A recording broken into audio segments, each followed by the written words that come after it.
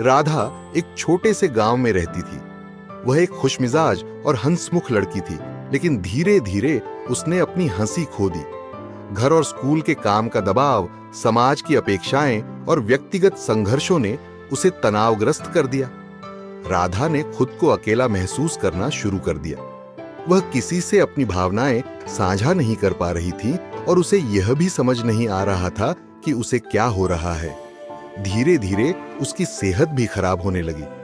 वह अच्छी नींद नहीं ले पा रही थी, उसका मन पढ़ाई में नहीं लग रहा था और उसे भूख भी कम लग रही थी। एक दिन उसकी मां ने उसकी उदासी को समझा और उससे बात की। राधा ने हिम्मत जुटाकर अपनी मां को अपने दिल की बात बताई।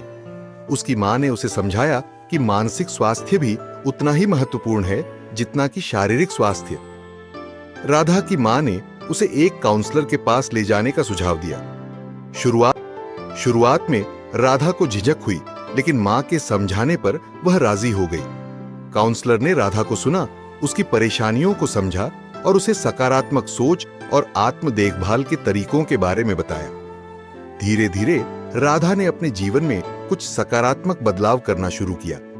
वह योग और ध्यान करने लगी, अपनी भावनाओं को लिखने लगी और सबसे महत्वपूर्ण बात, उसने अपनी मां और दोस्तों के साथ खुलकर बात करना शुरू किया। समय के साथ राधा की मानसिक स्थिति में सुधार होने लगा। उसने सीखा कि अपने मानसिक स्वास्थ्य का ध्यान रखना कितना महत्वपूर्ण है और वह अब दूसरों को भी इसके बारे में जागरूक करने लगी।